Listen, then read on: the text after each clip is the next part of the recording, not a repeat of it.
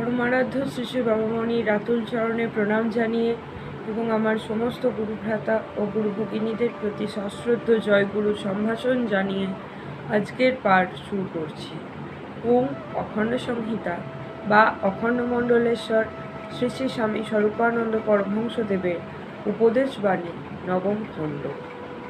মহাজন কাহাকে বলে? মাইযদির জিজ্ঞাসুদের সকলেরই ভিতরে জ্ঞানান্বেষণ প্রবৃত্তির প্রাবল্য দেখা গেল।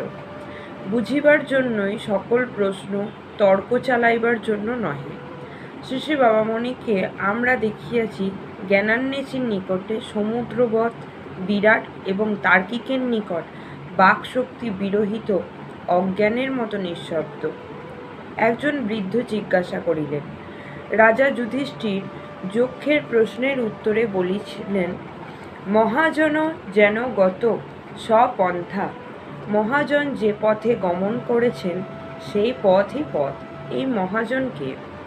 শ্রী শ্রী বাবামণি বলিলেন, মহাজন তিনি যার উপরে আপনার সম্পূর্ণ নির্ভর, যাকে নির্বিচারে বিশ্বাস করতে পারেন, যার জীবনের মহত্ব আপনার নিকটে স্বতঃসিদ্ধরূপে সত্য, যাকে যুক্তিতর্কের গণ্ডিতে টেনে এনে তবে তার পক্ষ সমর্থন করতে মনকে প্ররোচিত করতে হয় না, যার প্রতি আপনার শ্রদ্ধা সহজাত সংস্কারের ন্যায় স্বতঃস্ফূর্ত, যার জীবনী না জেনে তাকে ভক্তি করতে পারেন এবং যার জীবনী জেনে আপনার সেই ভক্তি হ্রাসপ্রাপ্ত না হয়ে ক্রমশ বর্ধিতই হয়, তিনিই মহাজন।